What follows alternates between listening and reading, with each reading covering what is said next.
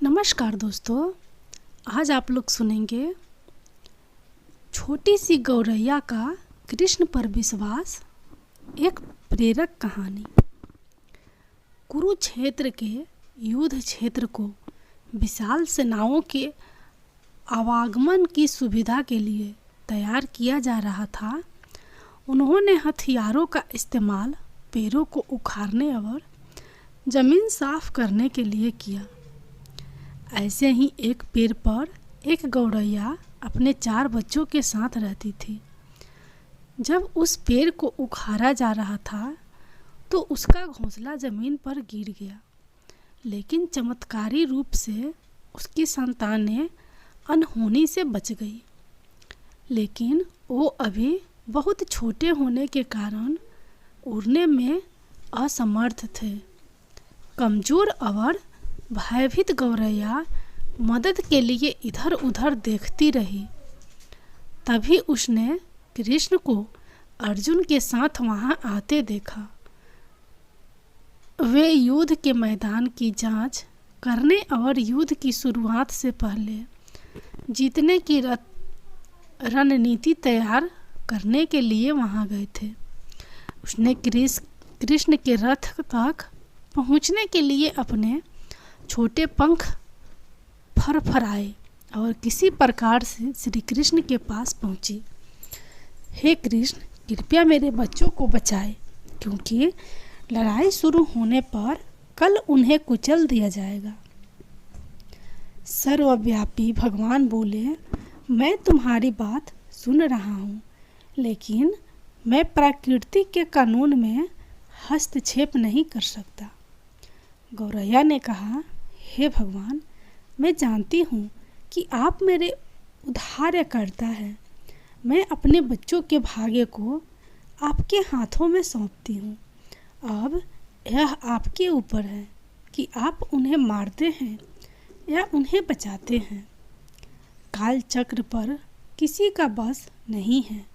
श्री कृष्ण ने एक साधारण व्यक्ति की तरह उससे बात की, जिसका आशय था कि वहाँ ऐसा कुछ भी नहीं था जिसके बारे में वो कुछ भी कर सकते थे।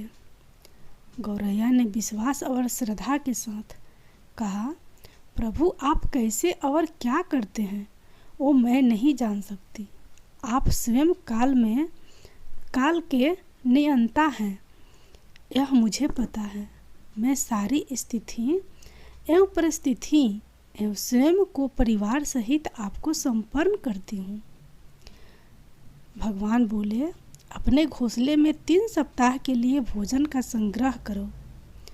गौरैया और श्री कृष्ण के संवाद से अनभिज्ञ अर्जुन गौरैया को दूर भगाने की कोशिश करते हैं। गौरैया ने अपने पंखों को कुछ मिनटों के लिए फुलाया और फिर अपने घोंसले में वापस चली गई। 2 दिन बाद शंख के उद्घोष से युद्ध शुरू होने की घोषणा की गई। कृष्ण ने अर्जुन से कहा कि अपने धनुष और बाण मुझे दो। अर्जुन चौंका, क्योंकि कृष्ण ने युद्ध में कोई भी हथियार नहीं उठाने की शपथ ली थी। इसके अतिरिक्त अर्जुन का मानना था कि वही सबसे अच्छा धनुर्धर है। मुझे आज्ञा दे भगवान, अर्जुन ने दृढ़ विश्वास के साथ कहा। मेरे तीरों के लिए कुछ भी अभेद नहीं है। चुपचाप अर्जुन से धनुष लेकर कृष्ण ने एक हाथी को निशाना बनाया, लेकिन हाथी को मार के नीचे गिराने के बजाय तीर हाथी के गले की घंटी में जा टकराया और एक चिंगारी सी उड़ गई। अर्जुन ने देखकर अपनी हंसी नहीं रोक पाई कि कृष्ण एक आसान सा निशान चूक गए। क्या मैं प्रयास करूं? उसने स्वयं को प्रस्तुत किया। उसकी प्रतिक्रिया को नज़रअंदाज करते हुए कृष्ण ने उन्हें धनुष वापस दिया और कहा कि कोई और कार्रवाई आवश्यक नहीं है। लेकिन केशव, आपने हाथी को क्यों तीर मारा? अर्जुन ने पूछा। क्योंकि इस हाथी ने उस गौरैया के आश्चर्य उसके घोंसले को, जो कि एक पेड़ पर था, उसको गिरा दिया था। कौन सी गौरैया? अर्जुन ने पूछा। इसके अतिरिक्त हाथी तो अभी स्वस्थ और जीवित है, केवल घंटी ही टूट कर गिरी है। अर्जुन के सवालों को खारिज करते हुए कृष्ण ने उसे शंख फूंकने का निर्देश दिया। युद्ध शुरू हुआ। अगले 18 दिनों में कई जानें चली गई। अंत में पांडवों की जीत हुई। एक बार फिर कृष्ण अर्जुन को अपने साथ सुदूर क्षेत्र में भ्रमण करने के लिए ले गए। कई शव अभी भी वहाँ हैं जो उनके अंतिम संस्कार का इंतजार कर रहे हैं। जंग का मैदान गंभीर अंगों और सिर बेजान सीढ़ियों और हथियारों से अटा पड़ा था। कृष्ण एक निश्चित स्थान पर रुके और एक घंटी, जो कि हाथी पर बंधी जाती थी, उसे देखकर विचार करने लगे। अर्जुन, उन्होंने कहा, क्या आप मेरे लिए यह घंटी उठाएंगे और इसे एक तरफ रख देंगे? निर्देश बिल्कुल सरल था, परंतु अर्जुन के समझ में नहीं आया। आखिरकार विशाल मैदान में, जहाँ बहुत सी अन्य चीज़ों को साफ करने की ज़रूरत थी, कृष्ण उसे धातु के एक टुकड़े को रास्ते से हटाने के लिए क्यों कहेंगे?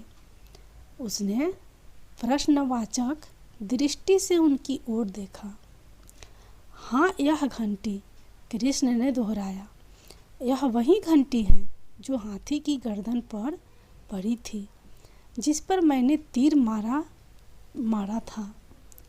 अर्जुन बिना किसी और सवाल के भारी घंटी उठाने के लिए नीचे झुका। जैसे ही उन्होंने इसे उठाया, उसकी हमेशा के लिए जैसे दुनिया बदल गई।